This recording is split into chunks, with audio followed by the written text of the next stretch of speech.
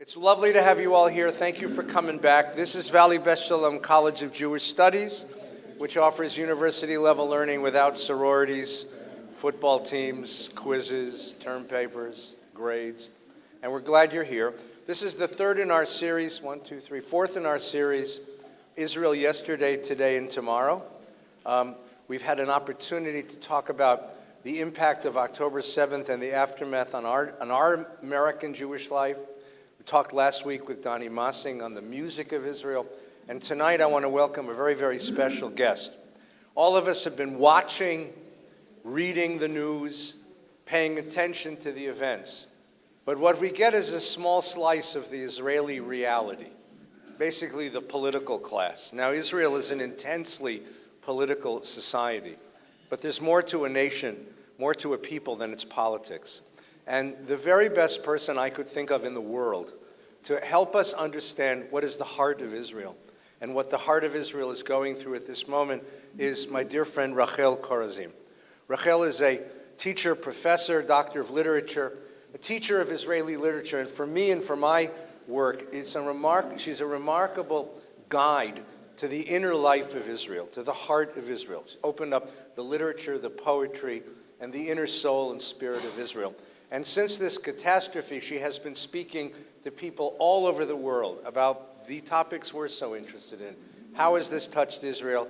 How is Israel finding sources of resilience? What's coming next? And I'm so honored that she's with us tonight and that we can learn with her. Rachel is in Yafo, Israel, where it's 4:30 in the morning. So if she does nod off in the middle of the talk, we'll understand. But אנחנו מודים לך על כל זה, and this השעה הגרועה הזו, it's so wonderful to have you with us. Well, thank you. I'm going to present the program to you, and hoping that we learn together. In a few minutes, when you're ready, we'll do a few questions. But first, please.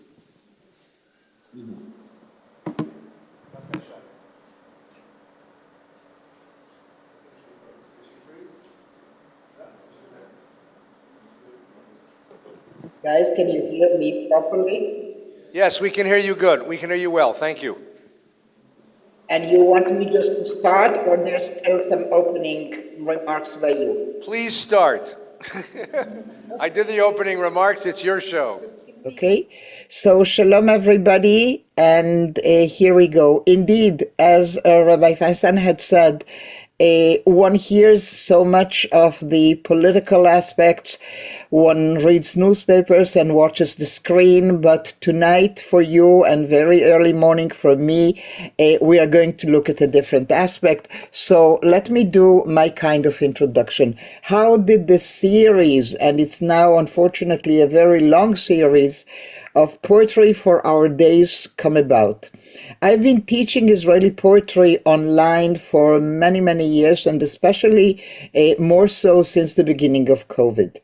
And I try to be a professional as much as I can in the Jewish world, I was all ready to start my new semester immediately after the high holidays, namely after Simchat Torah, weren't we all? And then Simchat Torah happened, October 7th, and life had totally changed. I was not at home when it had happened. On October 7th, I was in Budapest, Hungary. I have special connections to that community. There may be people among you who know some about that, but we are not going to talk about that right now. Not being able to sleep, not being able to leave the screens for a moment. On the first Shabbat after October 7th, on that Friday evening, I was shul hopping online. And one of the shuls I have visited that night, it could have been 2 or 3 a.m. in the morning in Budapest, was Central Synagogue of Manhattan, when the Rabbi Angela Buchdahl is also a friend, like Ed, through studying together for many years. And you know, Central Synagogue of Manhattan is a Reform synagogue, and normally in Reform synagogues, I do not expect the rabbis to address the community in Hebrew. Normally everything happens in English. But Rabbi Buchdahl went on the podium that night to start her sermon in Hebrew.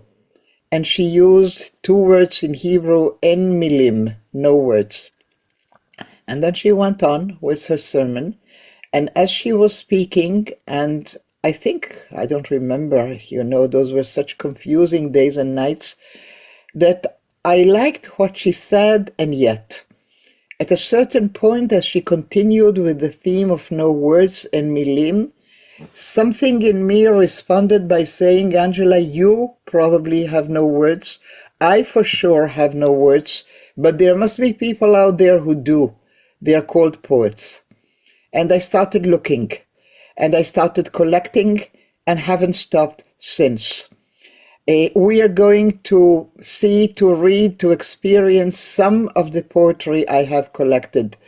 If time goes well, if I achieve what I have planned for us to do tonight for you, we may be able to do 6 poems, maybe 7.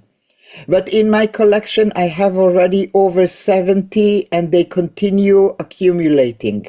So I'm saying this so that Rabbi, and other rabbis and other people who would like to have the full collection, I will make that available to you once we are done, so that you can continue reading and studying as you wish. I'm now going to start by sharing my screen. I hope it will come on properly, and indeed it does. So let me take just one more second here to make the screen clearer for you.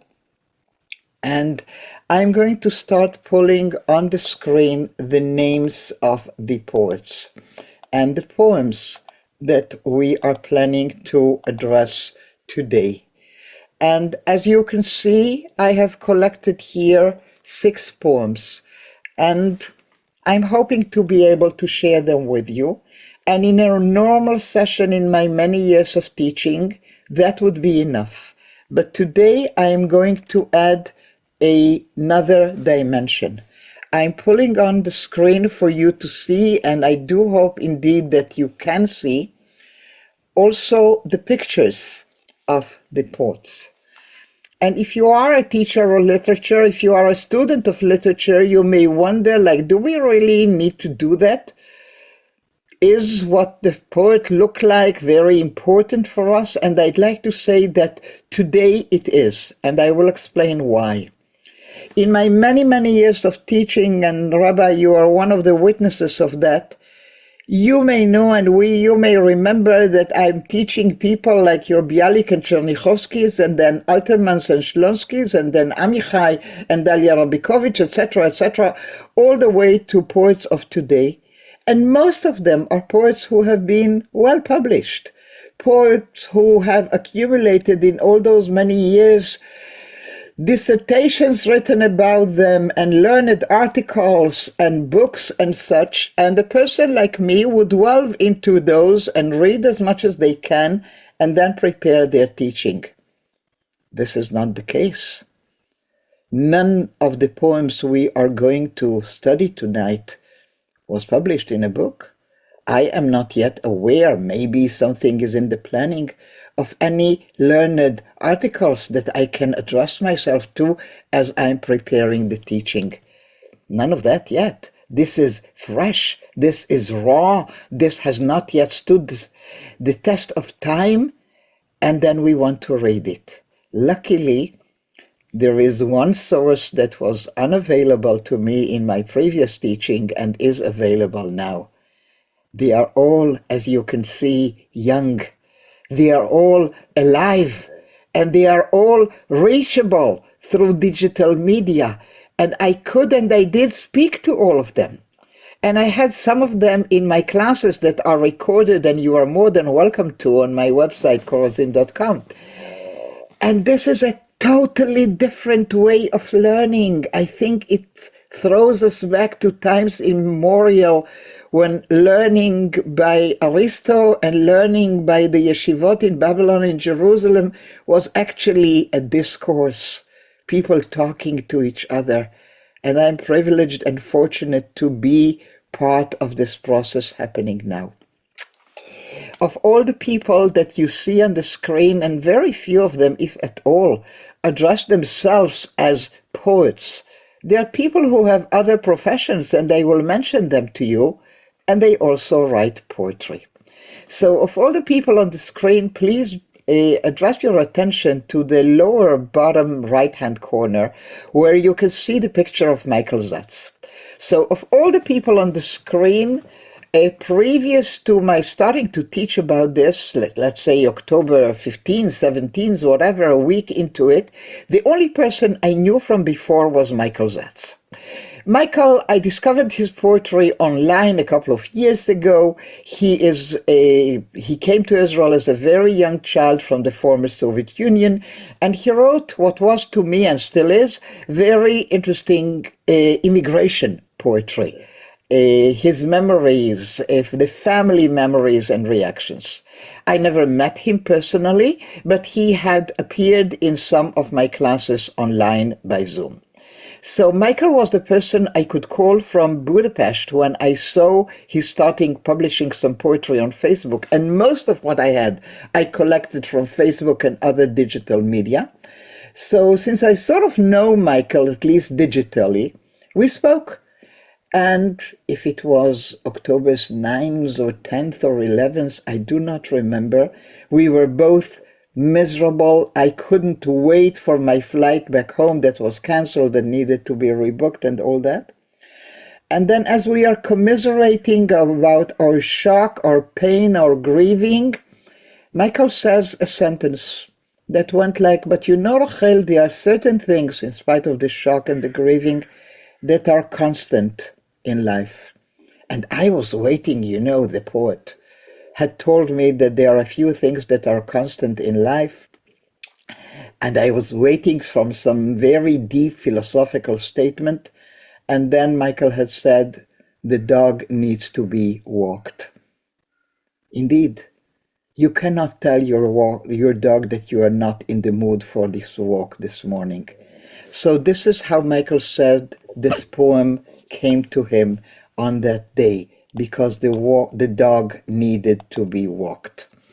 Michael lives in Modi'in, which is a very boring town, halfway between Tel Aviv and Jerusalem.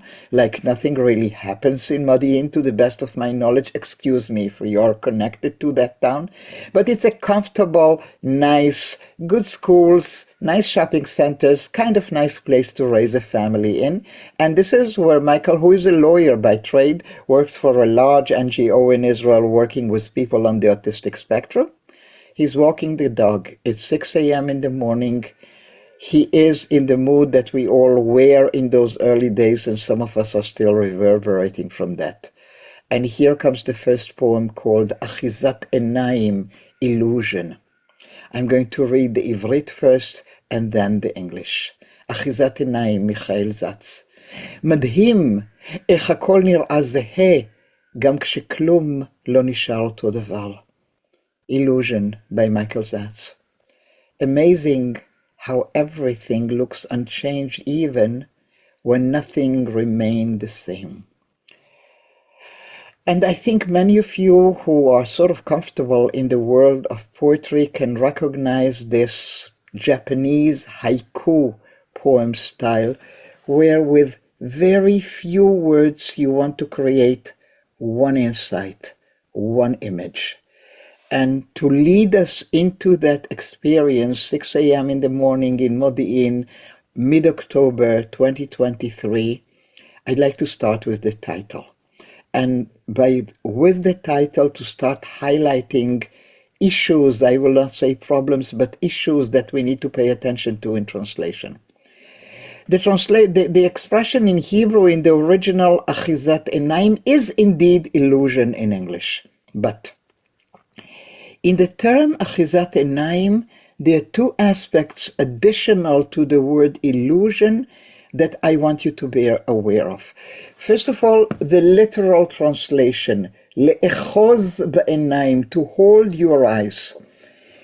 It expresses an experience in which you feel as if somebody is holding your eyes, or something is holding your eyes. You are not free to see as you would have wanted to. That's the literal meaning.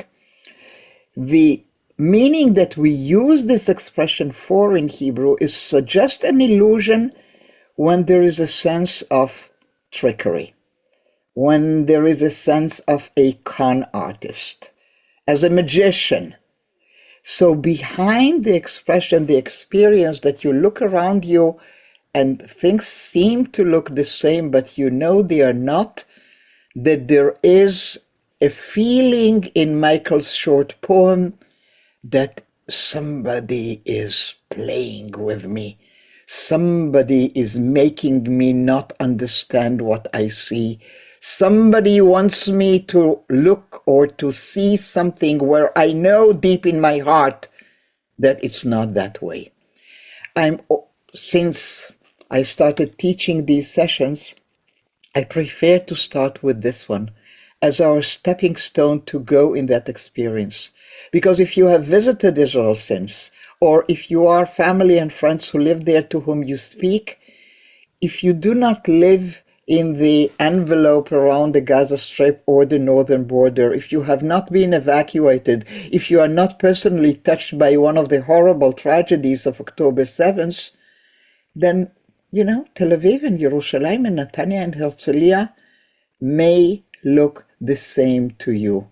Don't believe the con artists that creates this achizat einayim for you. We have been changed forever. And one of the things I'm trying to achieve tonight as we are talking is to lead you into understanding some of the changes. And our first experience will be addressing issues of language.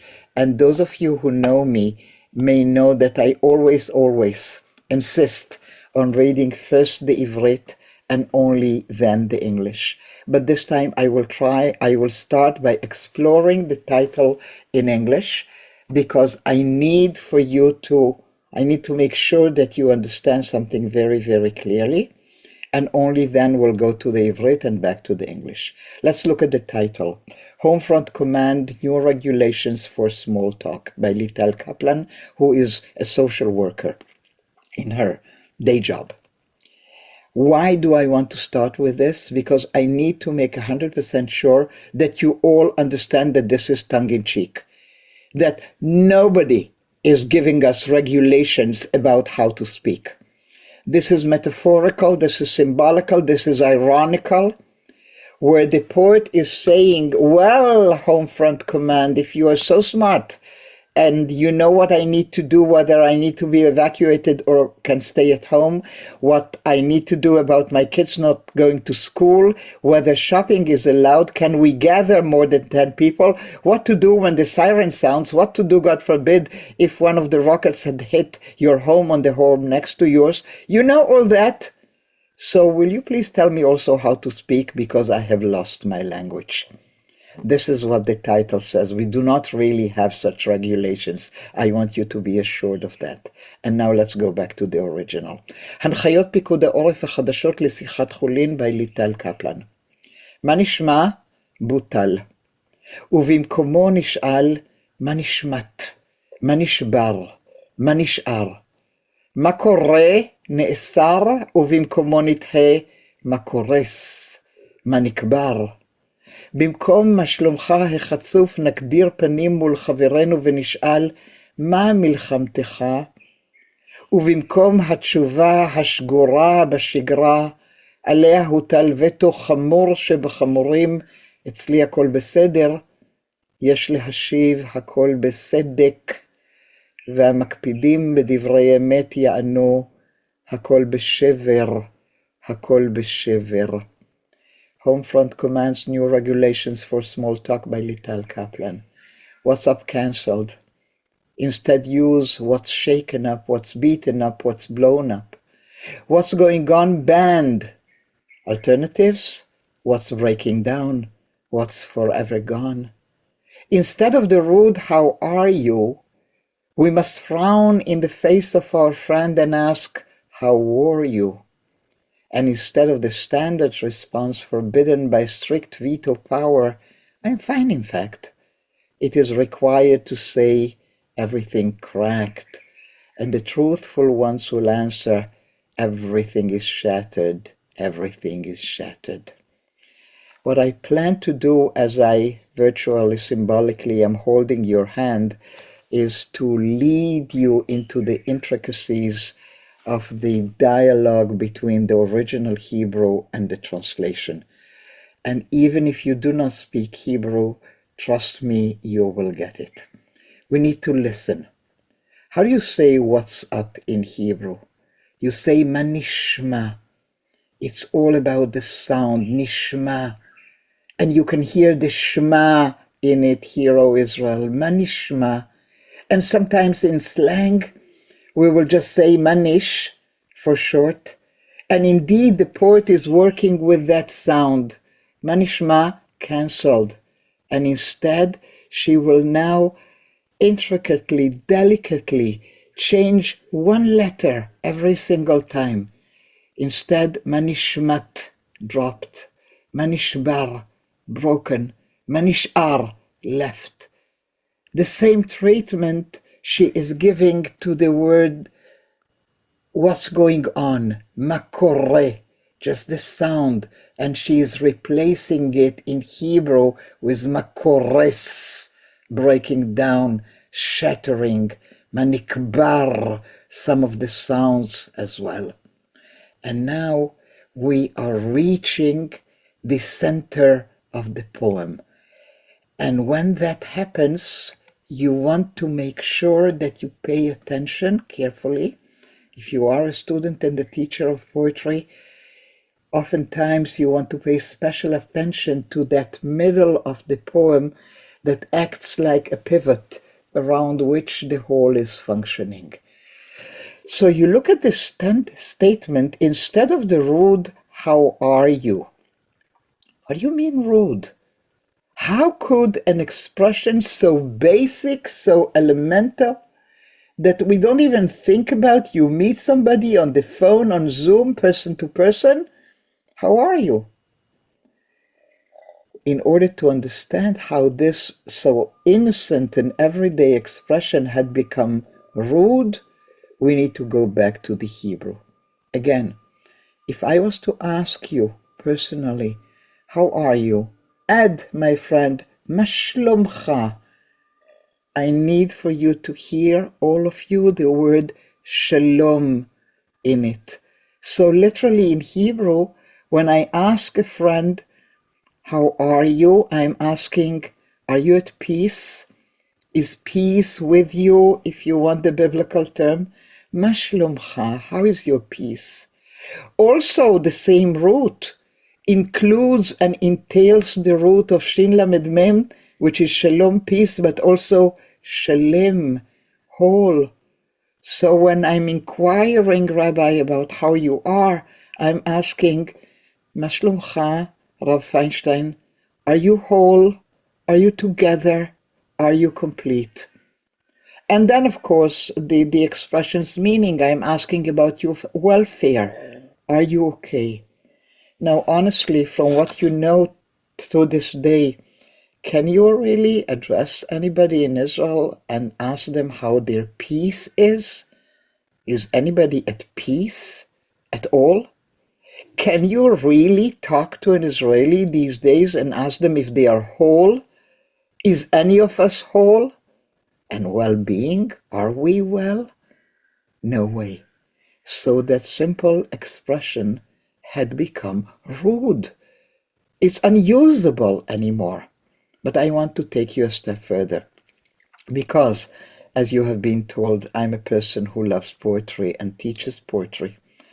There is this poet, famous, and if you do not know her, it's fine. I do not know all the American poets. Her name was Zelda. She passed away many, many years ago in the 80s. She was an ultra-Orthodox Hasidic woman, first cousin to the Rebbe, the Lubavitcher Rebbe, Schneerson, and indeed her last name that we rarely mention. We normally talk about her only by using her first name, Zelda, but she was Schneerson from home. And Zelda lived in a wonderful, beautiful conjugal life of unfortunately only 20 years, because Chaim, her beloved, was not a well man. And they married late and no children. And Zelda has this poem, the title of which is Shlomi. The word Shlomi, my peace, my well-being, my wholeness, is the word you would use as an answer to the question, Ma shlomcha? So again, if I'm holding this imaginary conversation with you, my friend Ed, if I would ask you, Ed, Ma shlomcha? You will say Shlomi, and then you will continue. So Zelda has this poem, and the title of which is Shlomi. She's answering a question. And I always imagine that maybe she is sipping some tea with Chaim on their terrace, or maybe they just woke up in the morning, and Chaim is looking at Zelda and asked her, Zelda, ma shlomech? And she answers, Shlomi kashur bechut leshlomcha. My well-being, Chaim, is tied by a thread to yours. And she's saying the very obvious that we all know. If the person we love is okay, we are okay. That sentence, Shlomi kashur bechut leshlomcha, was adopted immediately in Israel and had appeared on buildings. Here is a picture. I added the Zelda picture. It's not there on the building. From the Pelech School in Jerusalem, where it says, Shlomenu kashur bechut el shlomchem. Our peace, well-being, is connected by a thread to yours, and they mean the hostages. Dear friends, this is my answer. If you ask me how I am since that day, I will always respond, Shlomi kashor bechut leshlomam. My well-being is connected by threads to theirs, the hostages. I am as well as one can be when totally in my mind connected to them. Yossi, my husband, who is a professor of social work and not that keen on poetry, but what can one do? You know, he is married to me. So he asked me, I said, Rachel, you know, that Zelda thing is too complicated for me. Is there something simpler? And I said, yes, as a matter of fact, there is. And there was this other poet, Chaim Guri, passed away some 6 years ago already, who would believe seems like yesterday. And in a poem he wrote when he was well over 90, so one of his last books, he is saying, מה שלומך שואלים אותי ברחוב אנשים למיניהם, שלומי כשלום עמי אני משיב להם. How are you, they ask me on the street, all kinds of people. I'm as well as my people, I answer them. And indeed, this is the answer that Yossi had adopted and many others. How are you today, as well as my people? Let me take you back to the poem for some further last comments. I want to take you back to the lines, instead of the rude, how are you? We must frown in the face of our friend and ask, how were you? What a jewel of translation. How rare it is when such a thing happens in translation, that the English actually plays on the sound of how are you, and yet addressing the deep Hebrew meaning of the question, Ma shlomcha, instead of how your peace is, how your war is. As we move to the last stanza, and instead of the standard response forbidden by strict veto, I'm fine in fact, which in Hebrew is ani beseder, one needs to change again a letter. No, instead of beseder, besedek, cracked, one letter changed, and then change two letters. Instead of beseder, beshever, everything is shattered. Everything is shattered. Before we leave this poem behind us, I'd like you to draw your attention to an additional sort of almost concealed element in it. Look at the expressions. I'm working only with the English, but you have the Hebrew in front of you. Cancelled, banned, rude, veto, and the truthful ones. And look how Lital manages to encompass different levels of discourse, different levels of language. Cancelled is sort of what? Legal, law, banned, police, rude, conversation, politeness, veto power, political. And then the last one, hamakpidim bedivrei emet, and the truthful ones, halachic, rabbinic language.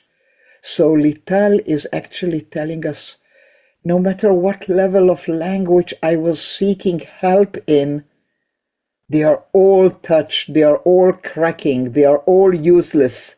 Hello, Homefront Command. I need some instructions. I need some new regulations. Let's leave it on the screen for another few seconds as I'm getting you ready for the next poem. And before we go there, I want to sort of warn you that the next poem, Kaddish by Asaf Gur, will include a lot of anger addressed at God, at the divine, calling God responsible, holding him responsible. And some among you may, at a certain point when we read the poem, feel uncomfortable. How dare you, Asaf Gur, talk like that to God?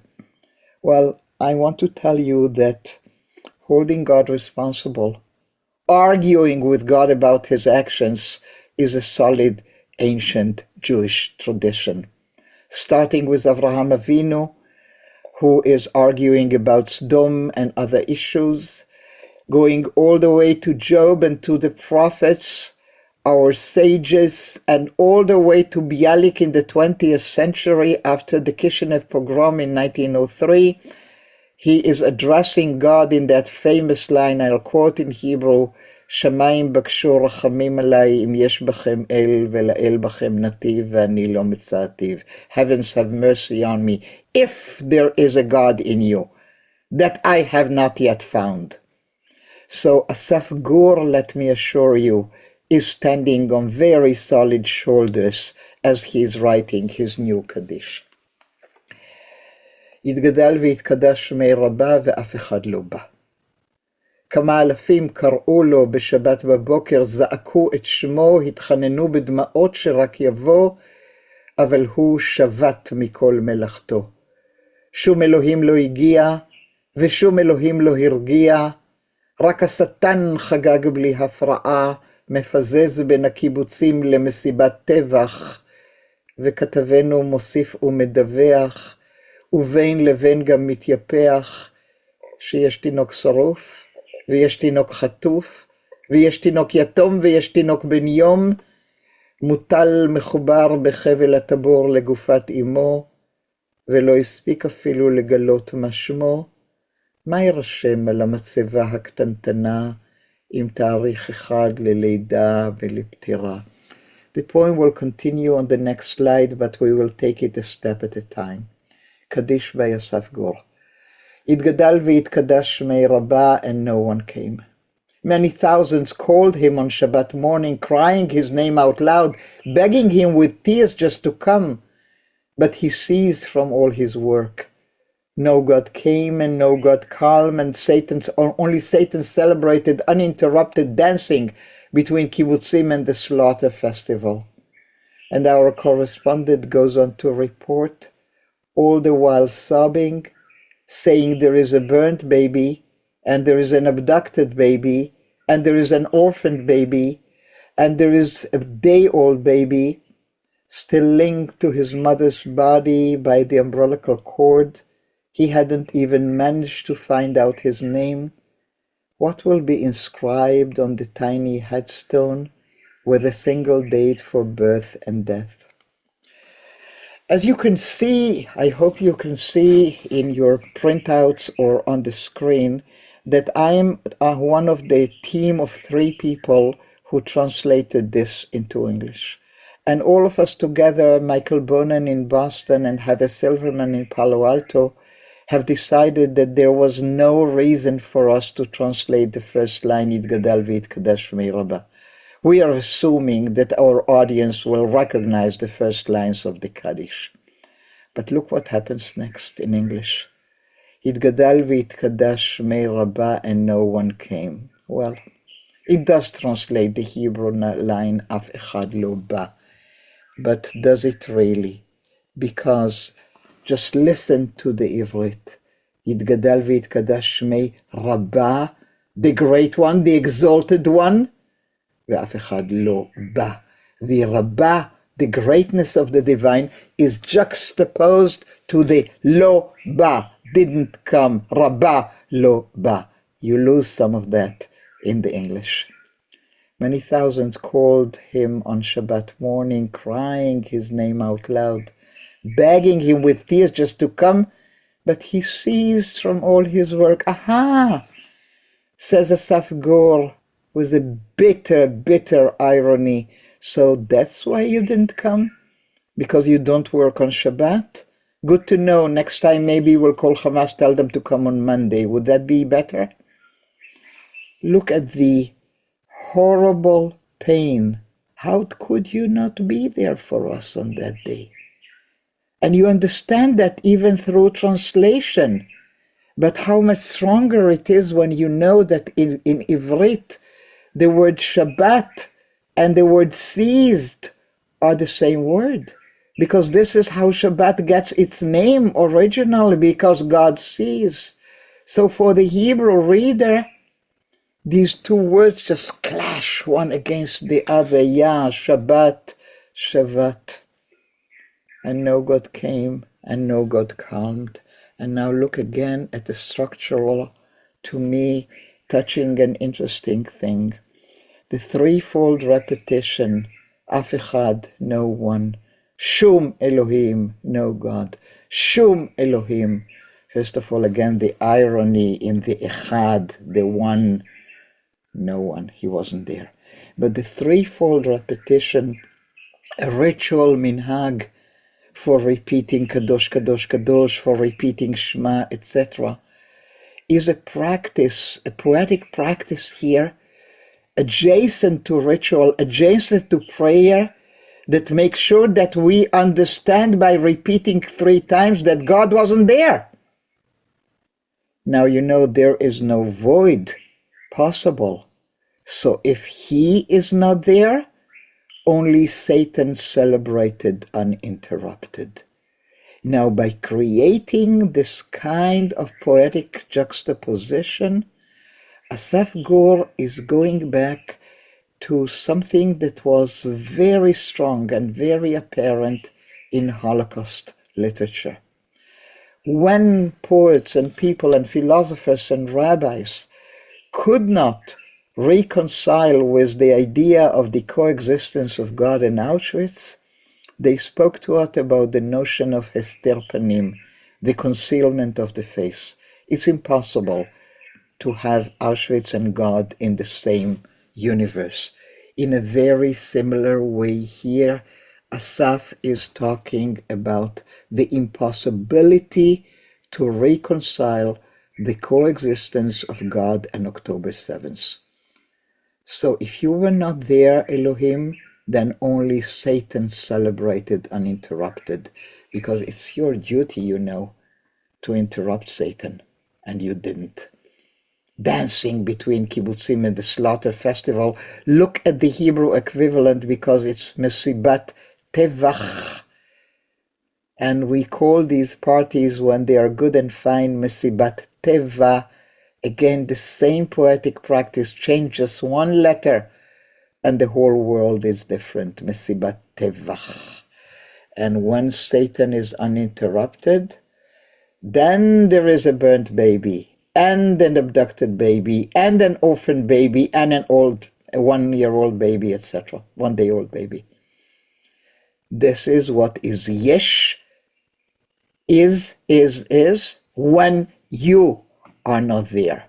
This is the only possible way for Asaf Gur to comprehend October 7th.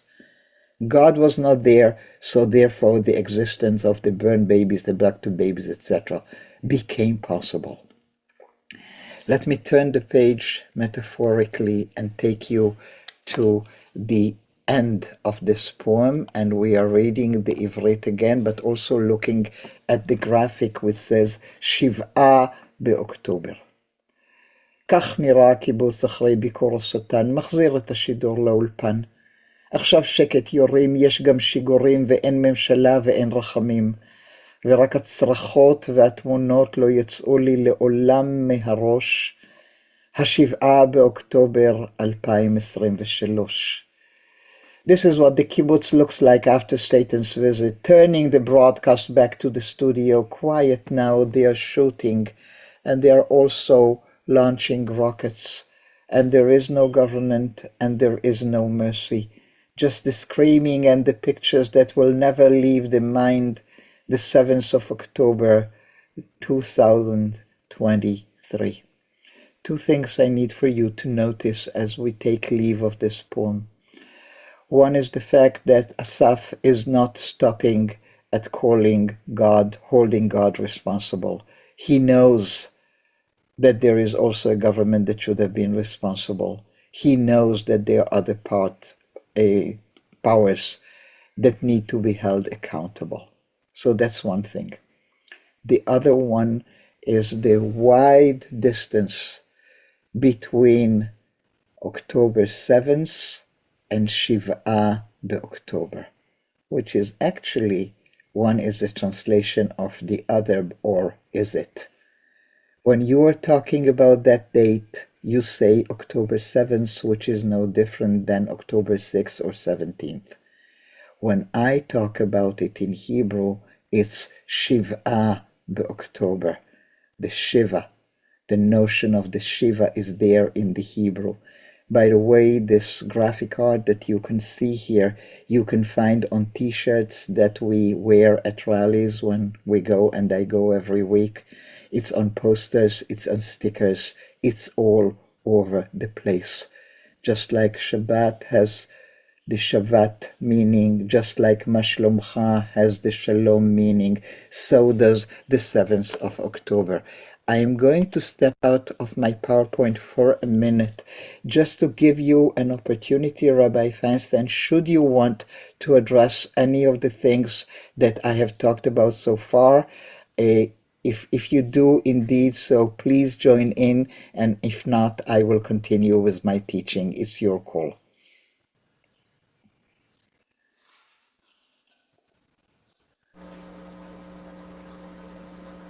I think we should continue, yeah, Rachel, because I think Okay. that we're getting a rhythm here of what we're saying. So keep going, and we'll save a few questions for the end, if that's okay.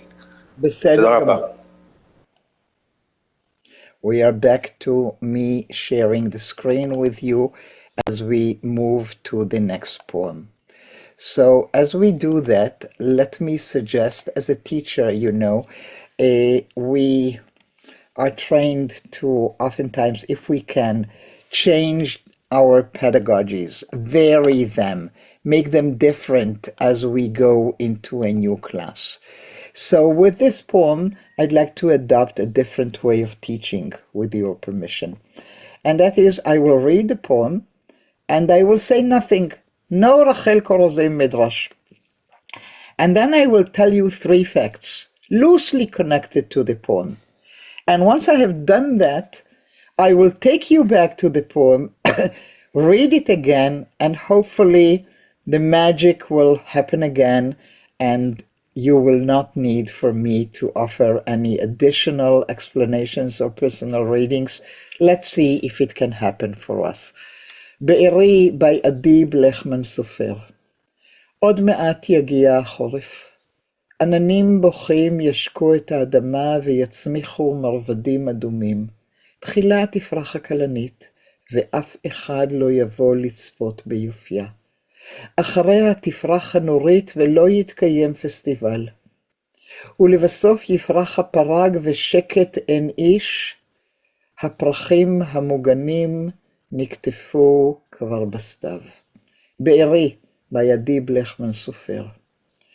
Soon winter will be here. Weeping clouds will water the earth, making red carpets grow. The anemone will flower first, yet no one will come to admire its beauty. The buttercup will bloom next, and there will be no festival. The poppy will flower last in silence, seen by none. The protected flowers had already been picked in the fall. So, no explanation, no metaphors or rhythms and such. Just me telling you 3 stories. Here is the first one.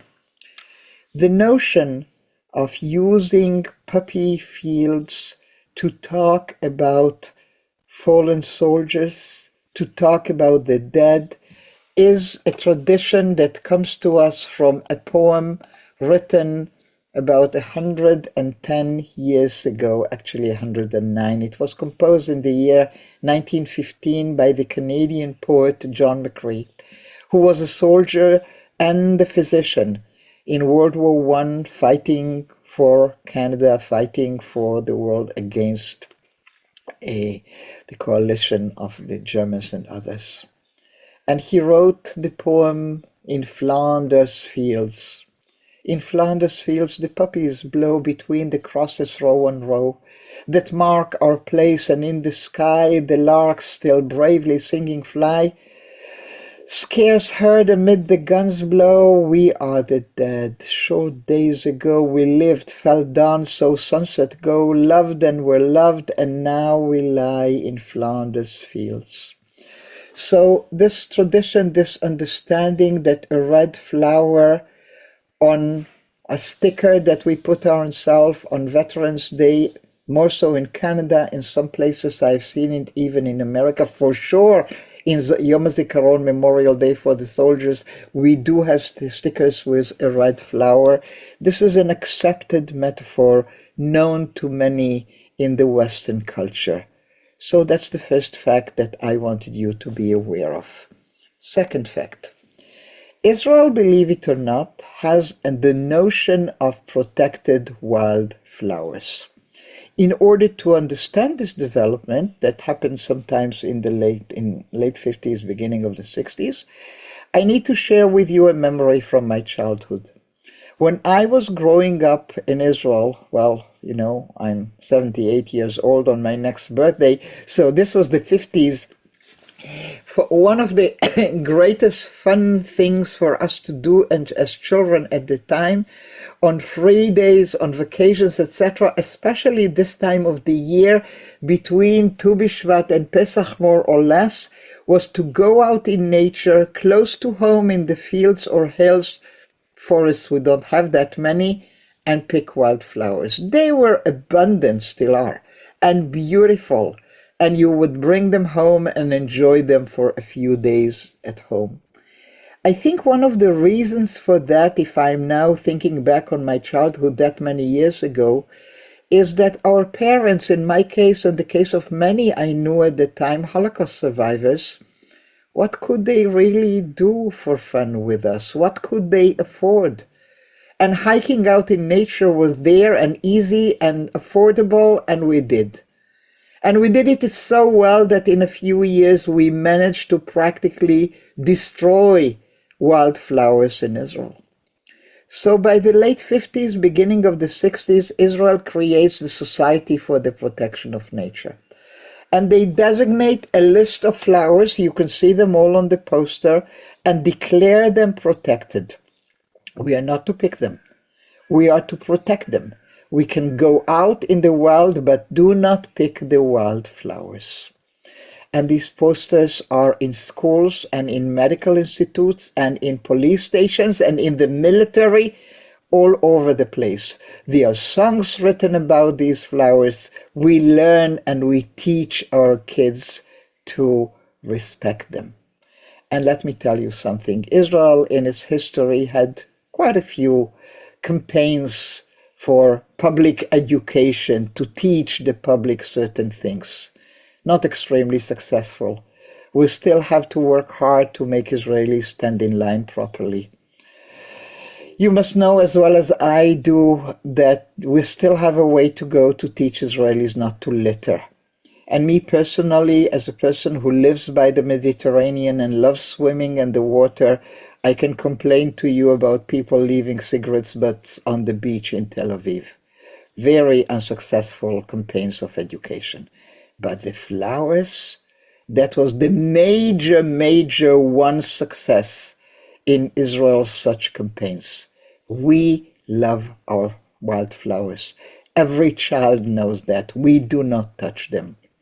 So much so that in the 90s, when I was still working in the Department of Education of the Jewish Agency, and we were welcoming the large wave of immigrants from the former Soviet Union, I personally, with others, of course, colleagues, was responsible for including in the curriculum of the Ulpanim, of the Hebrew classes, that we ran back in Russia and the Ukraine and elsewhere, and also in Israel when they arrived, to teach them about the need not to touch and not to pick the wildflowers. God forbid they would behave as they would at home, and Israelis in their very polite manner would yell at them, of course, because this is how we like to teach people what to do.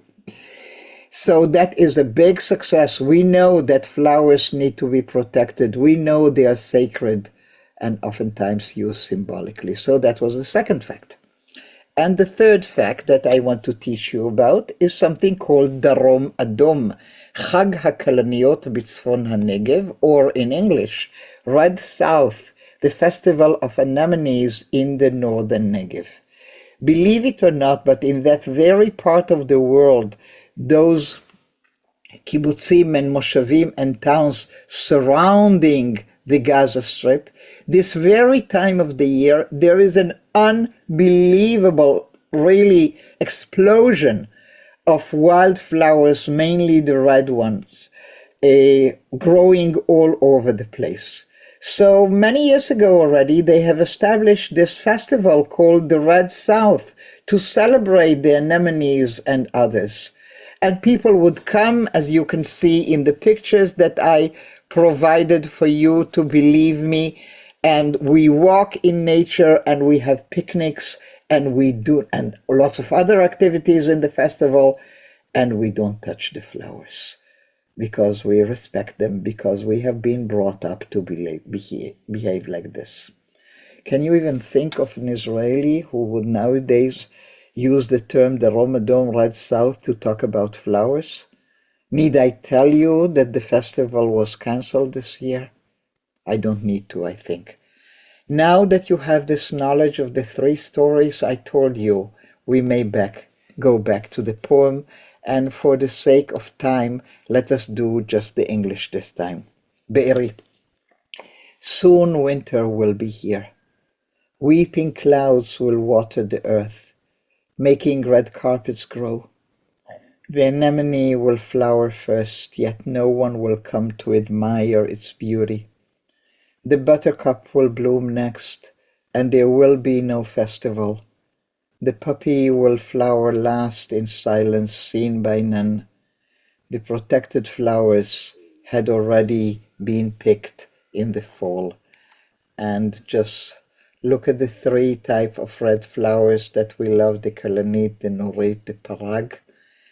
And look at how Adi Blechman Sofer had managed to combine the three notions that we spoke about: the carpets of the poppies, the festival that we enjoy so much of having this time of the year, and the notion of protected flowers.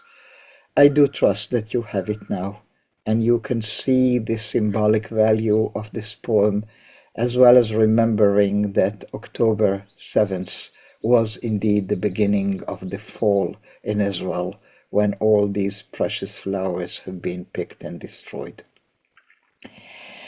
Let me take a deep breath from here and also show you some of the graphics. And if you had a session about art in Israel these days, you are aware of the fact this is Kishka, one of the well-known artists who depicts our reality in his work. I want to skip this one for a moment and take you here. When I address the next poem, which to me is probably one of the most painful ones, but it's really very hard to attach these stickers of the most or something, and yet I want to talk to you about a notion that I call the multi-generational Israeli lie. It's not an accepted notion, it's a Rachel Korazim kind of tongue-in-cheek again. And this is the deep tradition that I was raised upon and raised my kids upon, and their kids, my grandchildren, and that by promising every single time in every single generation, my child, by the time you grow up, for sure there will be no military. For sure there will be no wars. So said my mom, so said I, so do my children, to my grandchildren, two of whom are already in service. I can give you quotes from Israeli poetry. Let's do just the English. My child, when you grow up, there will be no more wars so that you can live with love. Mothers will never worry again. Or another one from a prose. Then I took a deep breath, smiled, and told him he had nothing to worry about. He had nothing to worry about because when he grow up, there will be no more wars. When we were born, the elders blessed us with teary eyes. They said, these kids, God willing, will not go to the army. This is from a song about the Yom Kippur War. It is on this tradition that our next poet, Itai Lev, is creating his poem, Mom is Always Right, and we will start with the Ivrit, and then I will take you to the English, meanwhile drawing attention to the beautiful art that I have chosen to accompany this. Ima Tamid Tzodeket by Itai Lev, who is a musician, a conductor of choirs by trade. אמא אמרה שעד שאגדל כבר לא יהיה צבא, אמא צדקה. עוד לא גדלתי, הוא כבר לא היה צבא. הוא לא היה כששמעתי צעקות בחוץ. הוא לא היה כשראיתי את אבא כל כך מפוחד ולחוץ. הוא לא היה כשדלת הבית נפרצה בבעיטה, הוא לא היה כשהתחבאתי מתחת למיטה. הוא לא היה כשהדפנו שלושתנו את דלת הממ"ד. הוא לא היה כשהזמן פשוט עמד. הוא לא היה כשהם נכנסו פתאום פנימה, הוא לא היה כשהם קראו את אבא מאמא. אמא אמרה שעד שאגדל כבר לא יהיה צבא, אמא צדקה. ועכשיו רק רציתי להגיד לה שהיא תמיד צודקת. בכיתי, צעקתי, והיא עדיין שותקת. Mom is always right, says Itai Lev, choosing to put his words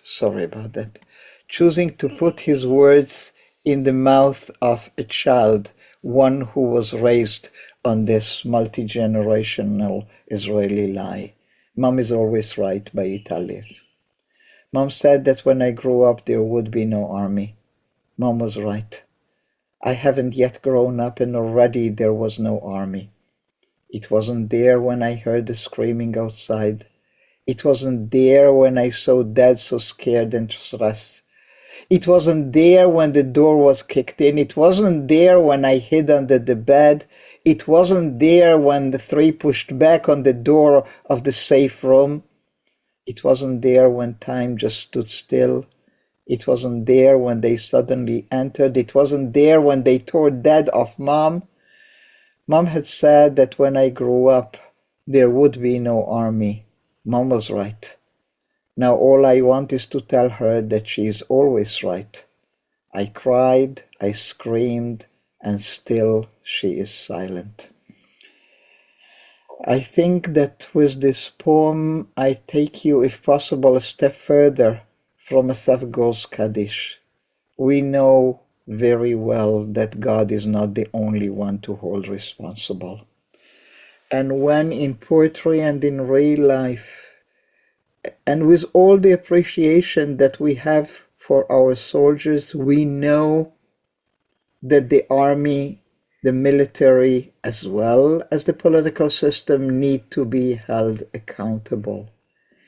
Because it's not, as my Holocaust survivor parents and my generation and the ones to come ever expected to have it easy here. We knew we have to fight. We knew we have to be ready. We knew we have to stand up for our own.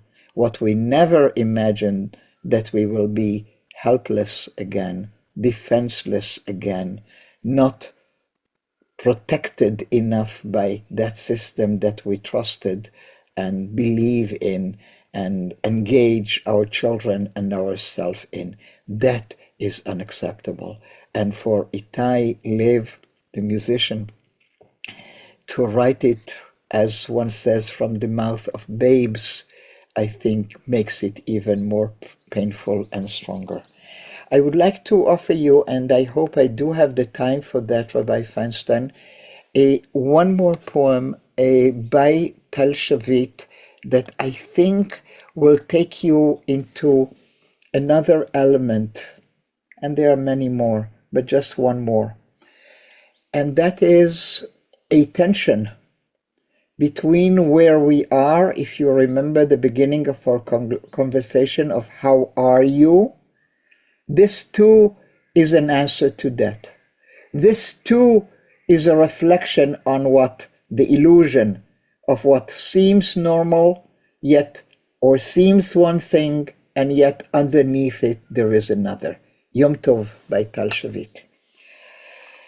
אני רוצה לנהל את כל החמלים, לשנע את כל הציודים, אני רוצה לטפל בכל הילדים של האימהות היחדניות ושאינן, אני רוצה להפוך עצמי לווסטים עבור כל הנלחמים, ולכיפות מגינות מעל ראשיהן של כל הילדות, כולן, לתמוך בכל המשפחות המפונות, הנשברות, המרוסקות, להשיב את כל האבדות, להחזיר את כל החטופות, אני רוצה לאסוף את כל התרומות ולהביאן ליעדן, להעביר את כל ההודעות, להכין את כל הכריכים, לרכז את כל המאמצים. I want to manage all the war rooms, mobilize all the supply chains. I want to take care of all the children, of all the single mothers and those who are gone.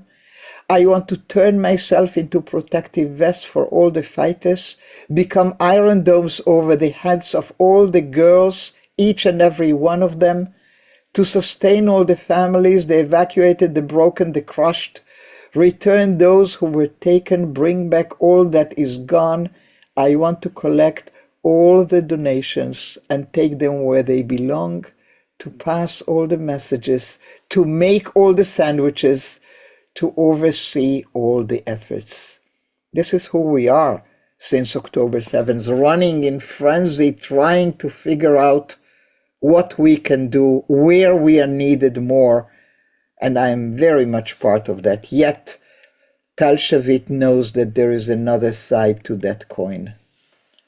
But on a good day, I manage sometimes to breathe, sometimes to drink, sometimes to call loved ones.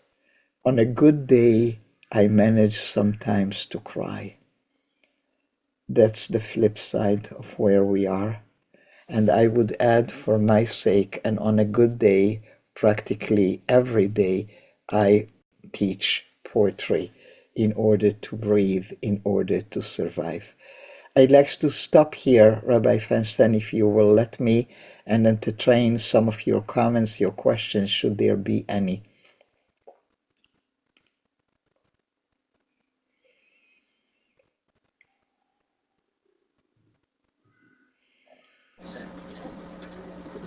Thank you, Rachel. Questions? Anyone? I'll have to repeat it, so if anyone has a question they wanted to ask, I make sure that they're a chance to ask questions. I never let you ask questions, so this is, you're not used to doing this. So, yeah. Rachel, we've really appreciated the poetry because it's so deeply emotional and has allowed us to taste some of the emotional tragedy and pain and suffering of Israel. So let me ask you, I don't mean to be an optimistic American, but it's who I am. What is the source of resilience for Israelis? What has sustained you? What has sustained Israel through this crisis? Optimistic American is the description for this question, but I will address it. Some of the people who are in my virtual classes after a few of these sessions, and I want you to know that this is already Thursday in Israel. Later today, I will be teaching, I think, the 20th session of poems for our days since I have started, and I haven't repeated one poem twice. And my audience is asking me oftentimes, Rachel, are there any poems of hope? Can you give us something to hang on to? And I'm trying, and I'm looking, and sometimes here and there, but the truth is that we hang on in there as best we can. I have days that I wake up in the morning and lo and behold, it is true. What I went to sleep with, like people in mourning, that moment in the morning when you wake up and you realize that the loss had happened and it's terrible. There are bad days. What holds me together is this: looking for poems, researching them, talking to the people, teaching, creating the PowerPoints, looking for metaphors, looking for comparisons, offering such sessions, because this is my way of doing, and this is why I left a good day, that poem, for the end. We all try, many of us, not all, try to do whatever we can, because Israel is holding on mainly through its civil organizations, through its volunteers. There is a terrible tension and split between us and the powers that be in this country, and of course between us, and I trust you follow the news. I don't know what different people do, but most of us, what holds us, what keeps some sort of resilience, including the bad days, because not all days are good, and not in all of them you can cry, and not in all of them you can afford to cry, is just hanging in there as best we can, and do once more, and go out to rally once more, and volunteer once more. And this is my sort of doing, because at 78 I will not be very good at picking avocados, but I can do what I do. My answer to you, Ed, is that we do. Those of us who want to keep going on know that we need to do. And time will come probably when we will be better able to address our souls, to address the trauma, to take care of it. People talk about Israeli society as being in post-trauma. I think I've got news for you. The post is not yet there. We are still in it. The trauma is still going on. 134 hostages are still in the hands of the Hamas right as we talk, and who knows how many of them are still alive and in what shape of alive they are. And our soldiers are still in Gaza, and the evacuated have been now almost 6 months away from home, and with no idea when and how they can go back. It's hard. This is an event with, I don't know, like people are using the expression biblical measurements. I don't know. We just keep doing. Is that a good answer?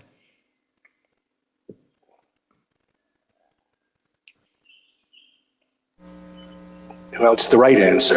It's the true answer, that's for sure. Let me focus you on one other aspect, and I apologize for making this more painful. But one of the things that's very clear is the gap between the populace and the government, and the division within the government. Right now, there's this big argument about Haredim in service. How is that being reflected within the populace, within people? And you know Israel well enough. There is no such thing as the populace, as the people. Wherever you go and whoever you listen to, you will have a variety of answers. Tel Aviv is not Jerusalem, and there are people who support the government, and there are people who think that it's okay for Haredim not to be enlisted. We are all over the place. So what happens is, if you are a person like me, and I know how easy it is for me, and I will use a very Israeli metaphor that you will understand, and then if further explanations are needed, I will provide them. I can very comfortably live among my friends, my family, my relatives, the Haaretz readers. Haaretz being the paper, the daily paper that reflects where I am and what I think, more or less. But that would be lulling myself into a sense of everybody thinks like me, everybody is critical, everybody knows that something needs to be done, that a change needs to come. But it's not true. Not everybody reads Haaretz. Not everybody believes what I believe in. There are people in this country that think that these are great days as they are about to bring Messianic days. We will have Gog and Magog and then everything will be settled. There are people like that. Not in my neighborhood, but I know where they are. So in order not to totally allow myself to just remain within my own bubble, I read the other papers. I read the poetry that includes sense of the need for vengeance. I will not teach it. It's not me. Let them go to other circles to study that. But I for myself need to make sure that I remember the complexity of the situation, that I address the rifts, that I try, and there are other members in my family, we are trying to build bridges where possible, because one of the major problems that we live in is that we are very different, and people think differently, and people express their opinions. There are people who are angry at the parents of the hostages for pushing the government for a deal and for their release. They think it's not good to say that in public. I will stand by the families of the hostages as much as I can and be there at every rally and visit weekly and talk to them, because I think that if we do not do that, we are not the country that we should be anymore. But does everybody agree with me? No. This is part of the tragedy. There is not one Israel. The oneness of Israel is the complexity of everything that happens in it. So, yeah, it's one of the big issues. And if, again, I'm going to ask your forgiveness, and I'm to ask another difficult question. So from this vantage, from where we are, we watch Israel, but we're also very aware of the world, of American politics, of the division within America about what's going on, and now within the world, United Nations this last week. How aware are Israelis of how the rest of the world is perceiving them? When I go to the rally every Motzei Shabbat, everybody around me. But not everybody is in the rally. Our media does not show what is happening in Gaza. Our media treats every bit of criticism about Israel as anti-Semitism. Our media is very delicate in its way of reporting about what is happening between the administration in the US and the support that we are getting so strongly from the US these days, and our government, or namely our prime minister mainly. We are aware of all these things. But one of the things, I can only speak from my small, bit of place here and what I can do. In my sessions, I teach poetry that addresses the tragedy in Gaza as well. In my sessions, I include, as much as I can find, poetry written by Arab Israelis, people who oftentimes prefer to be known as Palestinians, my neighbors here in Jaffa. But many of them that I know personally, that I've taught in the past, and I called to ask them if they are writing, and they said we are, but we are not publishing. We are afraid. The general mood in Israel does not allow a lot of seeing the complexity of the picture. People want to be focused. Many. We need to win the war first. But many, such as myself, will ask, what does it mean to win the war? What does victory look like? So few are ready to address the question, what happens next, where we are going. So it's difficult. How do we like to say oftentimes at Hartman? It's complicated. Yeah, I do appreciate you letting me ask very difficult questions. Two questions before we finish. One is the Chazan would like me to ask you to show us the poem prayer, Tefillah. And two is Alana would like us to know about your website and where we can continue to learn with you. So do you realize that to teach tefillah properly, I will need 5 or 6 minutes? Is that good? That's fine with us. It's early in the morning for you. That's fine with us. We're No, fine. Yeah. I'm okay. As So I tell us told about you. Yeah.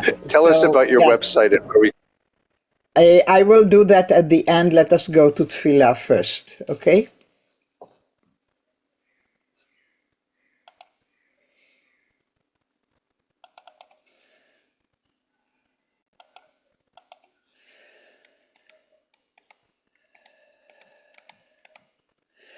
So, a poem that was written nowadays called Tefillah, a prayer. In order for me to teach it properly to you, I need to tell you about an Israeli lullaby that has nothing to do with the poem itself, and yet it is important because the poem Tefillah addresses it. So what this poem is doing is having a poetic conversation with a lullaby written by Leah Goldberg. And as you can see, Leah Goldberg had passed away many, many years ago. And I should have had her picture here, but I don't. So let me read you just the words of this poem. And they go like, night by night watches the moon at the garden flowers bloom. At the hyacinth buds in our tiny garden, night by night watches the moon. And the moon says to the clouds, give a drop more to the garden grounds. Let the hyacinth bloom in our tiny garden. So says the moon to the clouds. Came the rain and in my window rang. For the flower in my garden a merry song it sang. And the hyacinth answered in joy and merriment to the downpour that on my window rang. And tomorrow to the garden we will go, and there see the flower white as snow, honoring the hyacinth my son will sing, etc., etc. Leah Goldberg wrote this poem, this lullaby. She made Aliyah to Israel in 1934. She was by then an accomplished holder of a PhD degree, and she becomes what later will be addressed by critiques as an empire of literature, Imperia shel Sifrut. She wrote amazing poetry, she wrote essays, she started the Faculty for Comparative Literature in Israel in the Hebrew University, and yet with all that, she still had time and energy to write children's stories and lullabies, because when she came in the 30s and the 40s and Israel was just starting to create this new society to become a state, one of the things that educators lacked was stories and lullabies. So she created the Yakinton, and I even have the music for it, which I will not play for you now, but I did for the cantors, and I could send you the link if you wanted to. It's like a very lullaby kind of music. And it talks about assurance and safety and things that happen every night as the moon looks at you. And we all here in Israel that I'm aware of course, not probably in ultra-Orthodox circles, but still in the Israel in which I live and thrive, we had this sung to us. We sang it to our children, and I, fortunately enough, to my grandchildren as well, and who knows, maybe one day to a great-grandchild.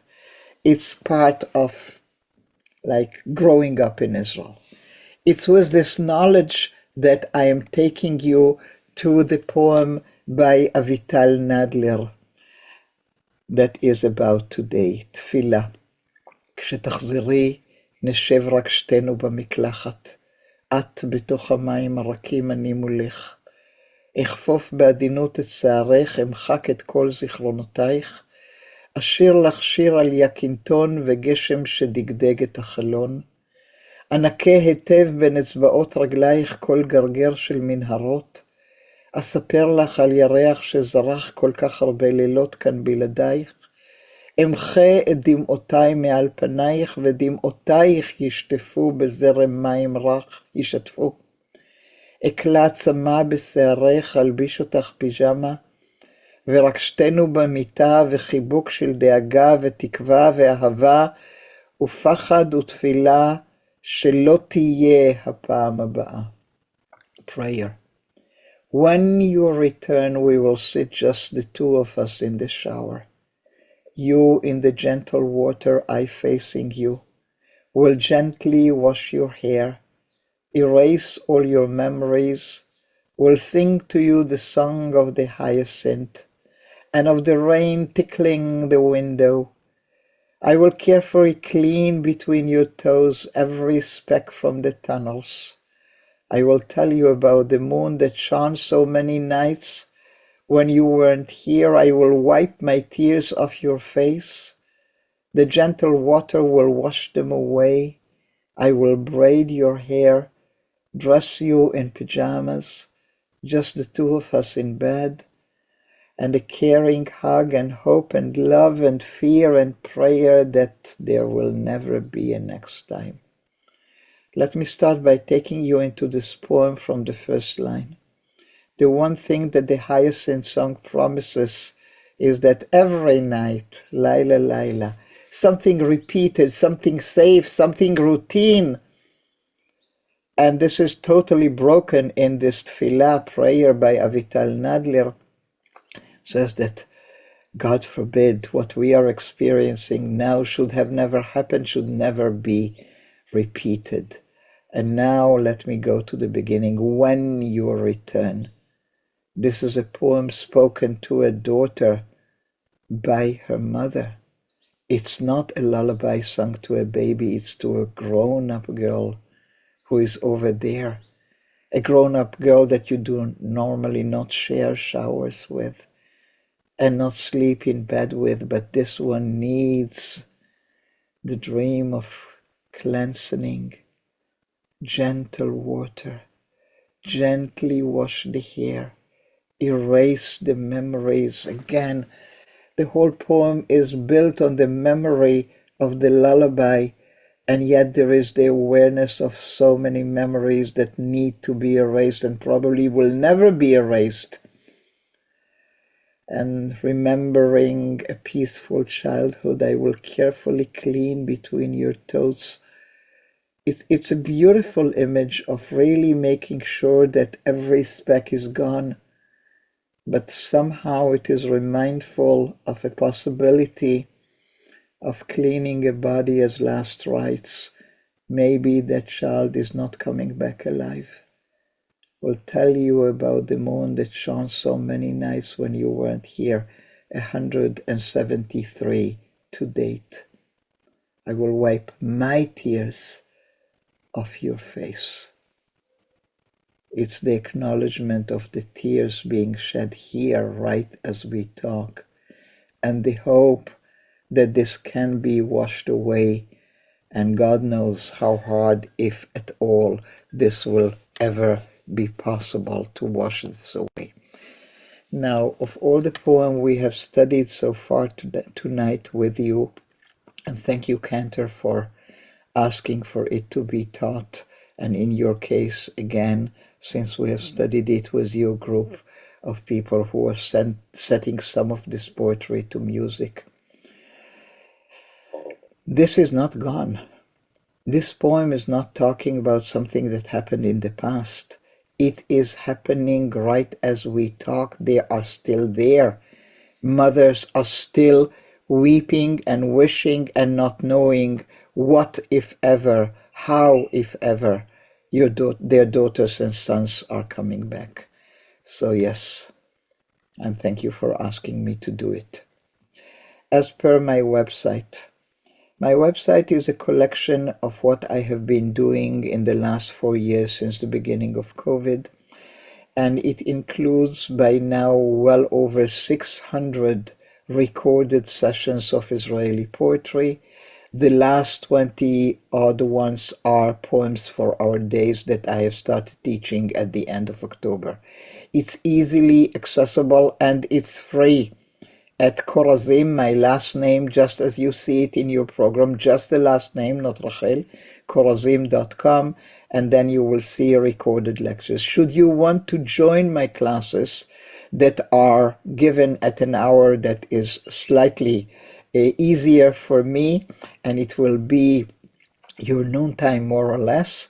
I teach classes about Israeli poetry every Thursday in Hebrew, and then after that in English. And in order to join them, you can go to my website, korozim.com, scroll to the bottom and register. And if you find this a little bit too complicated, you can email me. And accessing me by email is also very complicated, korozim@gmail.com. I hope this answers your questions. And as I have mentioned it to Rabbi and to the cantor, I am planning to be in LA in May. Rachel, thank you so very, very much for this wonderful, wonderful night of heart and soul. And we so deeply appreciate it. And we want to wish you Boker Tov in Ba'aretz. And this May we'll see each other and perhaps... Can you see my window on the right-hand side of the screen? It's all lit up already. Yeah, there it is. Come on. Right. Amen. Let it be a sunrise. Thank you so very, very much. Call to Leith Road.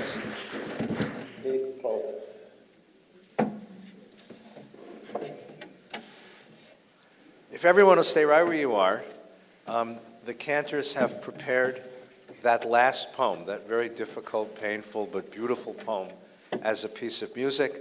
I'll give this to Cantor Rafi, Cantor Baron for their presentation. I have a composers group that you might be familiar with, and we performed last December of 22 a piece on Abraham Joshua Heschel, and after that it was 16 brand new pieces, and I thought I'm not going to do anything maybe ever again. And then October 7th happened, and a friend of mine said, you know, you should have the composers group do something with this explosion of poetry that's coming out of Israel right now. And I thought, okay, I'd better contact Rachel. And so I did, and we've been studying with her for the last several months, and about 9 of our composers have written or are writing pieces. We're not quite ready to debut them, except for this one piece, Prayer. And it's very much about the woman's aspiration, her hope that this young daughter will one day return to her. And you saw the photo of the mother and the child in the shower, and you saw the words. And so the composer happens to be with us tonight, Bob Remstein, and he's written a beautiful setting for this. And I asked Cantor Rafi, and she was really kind to, and is not feeling well and has a cold, and she was kind enough to come out to perform it for you. Prayer by Bob Remstein. And the poet Avital Nadler.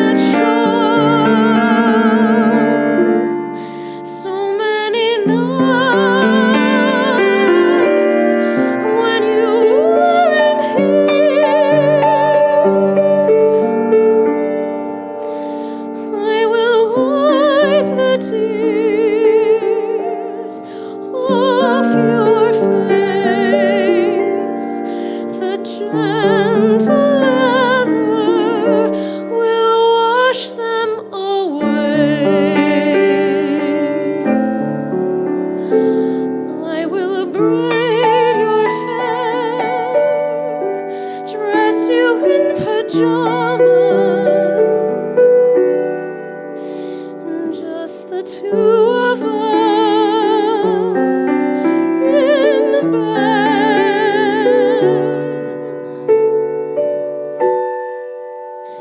and a caring hug and hope and love and fear and prayer, that there will never be a next time.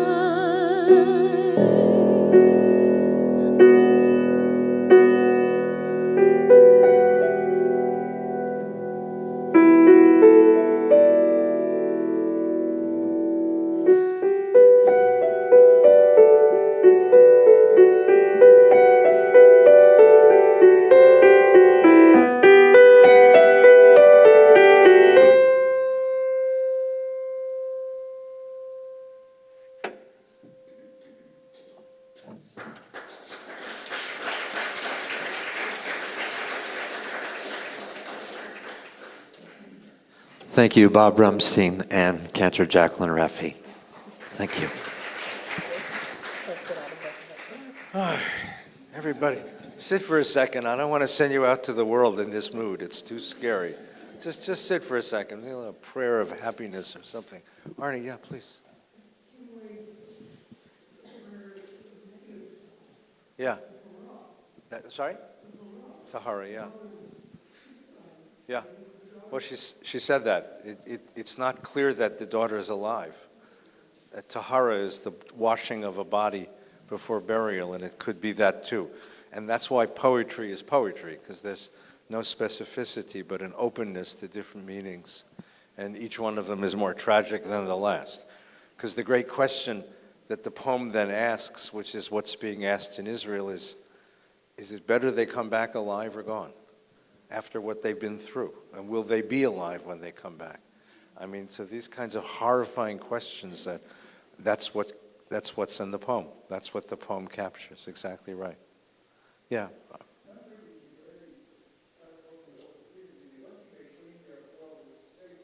Yeah. Right. Right. Right.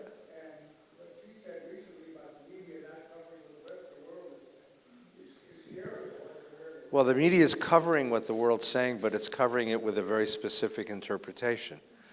You're dealing with a traumatized population, and a traumatized population is not ready to hear subtleties of international diplomacy and internal domestic politics. What Israel is experiencing is trauma, and what they're getting is criticism, and so it's interpreted as hatred, right? Which is how a victim of trauma interprets criticism. Right? If someone's hurting and you go to them and say, you deserved it, you're going to get punched in the nose, right? And that's exactly the kind of response. Now, but that's not universal, because if you've been reading the Israeli papers that we get, Haaretz and Times of Israel, which are Israeli papers, you can see that there is a great deal of awareness and as you said at the beginning of this conversation, a great deal of diversity in Israeli opinions about what comes next, what the government ought to be doing, what the government is doing, what this government is all about. There's a great deal of division and diversity, and that now that this crisis has gone on almost 6 months, it's all coming out now. The initial unity and solidarity is beginning to fray, and there's now a whole new sense of critique. Now, this week, so you know, I don't know why I'm telling you this, but this week there's a bill. There was a law that exempted Haredim, ultra-Orthodox men, there's 66,000 of them, from military or national service. That law expires the 31st, that's Sunday. That law, in other words, on Monday, either they will pass an extension of that law, they've gone to the court and asked for an extension, either the court will give them an extension, the Knesset will pass a new bill, or on Monday, conscription notices are going to go to 66,000 ultra-Orthodox men, which is sort of a new crisis in Israel. And if they bring it to the Knesset, it won't pass the Knesset, which means the government will fall. And if the government falls, there'll be new elections called. And if there's new elections called, who knows what's going to happen next. So it's a very fraught moment in the country's internal political strife. And the problem, of course, is that every other time this law, this custom, this practice has come up, it's sort of been kicked down the road because the army had enough people, because the army really didn't need ultra-Orthodox men. And they're hard to train and they're hard to serve with. But now the army needs these guys, and all of Israel is 350,000 Israeli, mostly men and women, who all were called up, right? And now some of them are being, discharged and going back to their civilian lives, but they look at their Orthodox, ultra-Orthodox neighbors who weren't called up. And it hurts. Like, why wasn't my kid had to go and your kid doesn't have to go, and your kid sits in a yeshiva and my kid sits in a tank on the Gaza border? I mean, so this is not a small thing for the country to go through right now. And that's on top of all of this other stuff, on top of everything else that's going on. Hamas now apparently wants out of the negotiations, and the American government is trying to hold back the invasion of Rafah, and it's a really fraught moment for Israel, and you can hear in her voice and see on her face what she's going through. And I wanted you to see that, and I wanted you to hear her voice, and I wanted you to hear not just the poetry, but I wanted you to meet the person tonight, because I think it's so very important, and I really appreciate, but I want to say thank you to Jesse and Aiden for making this possible. These are our tech guys who basically spent all afternoon trying to get this to work, and thank you so much. And it worked great, by the way. Now we can do this every week, But I know it's difficult to run a live computer link to Jaffa, Israel, but I thought it was really important for you to hear her voice and to perceive her experience and to hear it firsthand and not secondhand, and to hear the poetry through her experience and just to get a sense of her anguish. And that's why part of this conversation has been about. It's not just the political stuff, the geopolitics or the local politics, and it's not just the philosophical issues and the strategic issues, but it's deeply personal for everybody in Israel right now. Deeply, deeply, deeply personal. And all of this anguish with the government makes it worse, goes on.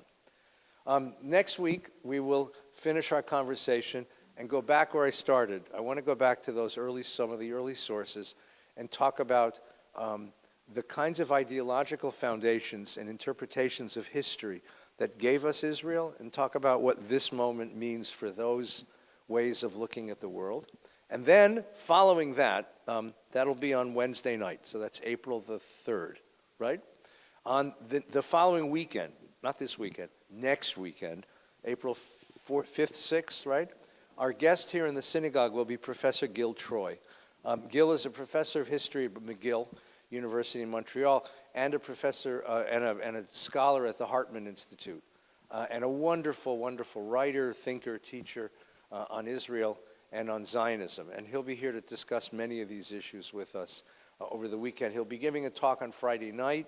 After there'll be shul, and then there'll be dinner, and then if you've taken reservations, and then there'll be a conversation with him. And then on Shabbos morning, he'll speak from the Bima, and then have a conversation with us over lunch, and eminently worth coming to hear. Really wonderful teacher. And a program for anybody who knows high school students. Yeah. With high school students on Sunday here at 1 o'clock. Yeah, we decided that the people who need to hear him most in the world are kids going to college in the next year or two. So if you know any high school students, or are a high school student, or you want to sneak in, it's 1 o'clock here. He's going to do a special program on preparing to be a Jewish kid on American college campuses. And he's very, very good. Yeah? April 11th. And Dov Lippman, you want to come? No, you remember him? Right. Dov Lippman, who's an American Orthodox rabbi who was elected to the Knesset some years ago, and is a wonderful, also, observer and commentator on Israel. He'll be our guest here on April 11th. What else am I forgetting? Did I turn off the stove and lock the door? Okay, let's just make sure. Pesach is coming. We will hopefully get out of Egypt this year. Start thinking about eating up the spaghetti, the pizza, the pretzels, the pasta, the pita, all the food that starts with P. It's all forbidden. And we'll be doing a little bit of teaching about Pesach too very soon. Thank you all very much, and thank you to Alana. Aiden, thanks again.